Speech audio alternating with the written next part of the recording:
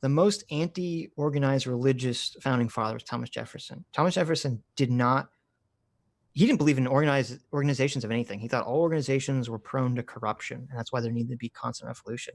And even though he kind of Jefferson believed in God, but he didn't think Jesus was divine. He thought Jesus was just a guy. I mean, I don't know if you're familiar. Thomas Jefferson. He's the guy that cut all the pages out of the Bible, right? Exactly. All the mystical pages. Right. Thomas Jefferson. It's so funny because they go on and on about what a pamphlet. They go on and on about like what the founding fathers interpreted religion of. And it's like Thomas Jefferson's that guy who, as you said, he cut all the superstitious stuff, all the mystical religious stuff out of the Bible. Yep. And said, that's all nonsense, but here's just the moral part of it. Talking snake, gone. Yeah, exactly. Jesus healing lepers, gone. Walking on water, gone. You know, all that stuff. He just cuts all that out and he just keeps the morality because he didn't believe any of the supernatural stuff. And there's many quotes of him talking about how it's all superstition nonsense.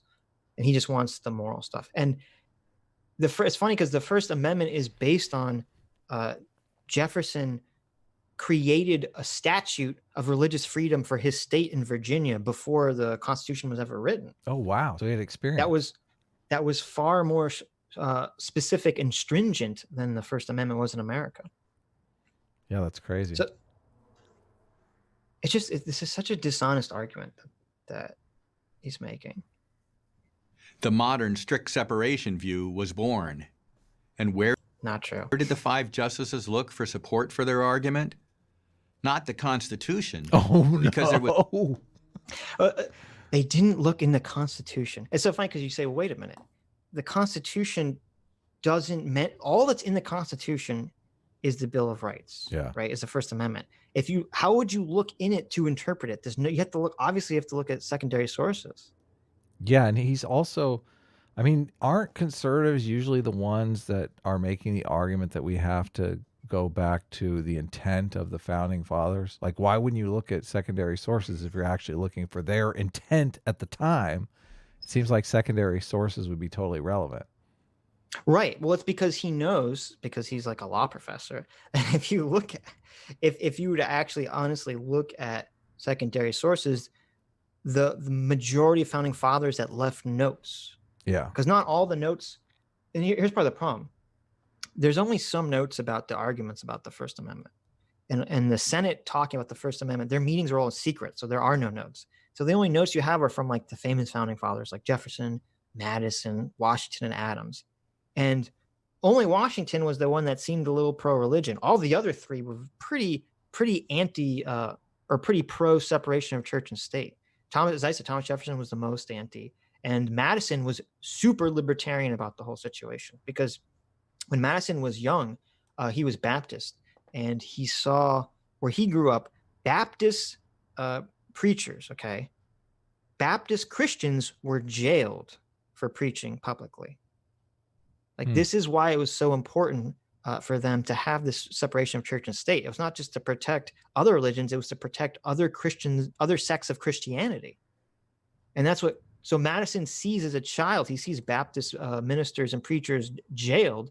And then he creates this whole idea in his head about like, this is why it's so important that the government have no say over religion whatsoever. Yeah, that's good. But if you were to look at these sources, this would all be super clear that obviously the founding fathers believed in the separation of church and state. Yeah. There was nothing in the Constitution to help them, but to that one phrase Thomas Jefferson wrote back in 1802. It's also a lie too, because if you look at the court opinion from this case, they cite like 8 or 9 cases justifying this. Obviously, it's not just like a Thomas Jefferson letter. Obviously, just one line out of the letter. Yeah, no, like obviously they cite a bunch of cases, as you would expect in any Supreme Court case. I just think it's funny how they throw away their tried and true argument. Like I always hear them making this argument that we have to go back to what they meant, what the founding fathers meant, what was in their heads at the time. Right. It's like, except for when it goes against what we want, then fuck that. Let's just change it now. Here's a big problem too. Original intent doesn't make sense when you have these like collaborative efforts, because like, the original intent of who? Yeah, totally. They're all on different sides of the argument. Right, because it's like if who wrote the first draft of the First Amendment? It was Madison. If you're looking at his original intent, he was incredibly pro separation of church and state, Yeah. more than most people probably were at that time period. He was right along there with Jefferson. So do we go by his original intent, or do we go by the original intent? I mean, how do you go by the original intent of the hundreds of people that voted together on whether this should pass or not?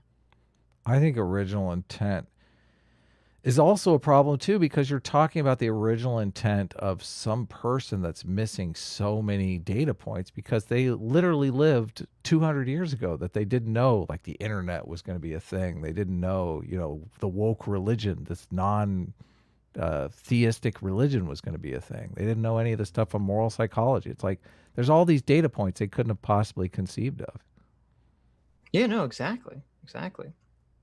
Well, and it's funny too, because this came up a few weeks ago, because when there was the Supreme Court case about whether, gender identity and sexual orientation is protected Yeah, under the religion civil was a rights. binary back then. They didn't know religion was a or gender. Gender Right. was a binary. They didn't know Right. gender was a spectrum. They had no idea. They lived in the dark ages. Right. They're talking about, how does it make sense that sexual orientation and gender identity is protected under civil rights movements, under the sex protection? Because the argument goes is that sexual orientation and gender identity are protected because sex stereotyping is protected by the civil rights movement. So like your employer can't say, oh, there has to be some stereotype of a woman that exists in this office, right? The woman has to wear, heels and be very feminine and all this stuff. All that's protected by the civil rights movement. And then they also say, well, wait a minute, it's also a stereotype to assume that every woman is going to be heterosexual, every man is going to be heterosexual. But then it's funny, because then the original intenters say, well, wait a minute, obviously sexual orientation and gender identity were not in the intent when they passed the civil rights movement. But the counter to that is even funnier, because when you look into it, you find out the person in Congress who included the term sex in the civil rights movement didn't want the civil rights movement legislation to pass.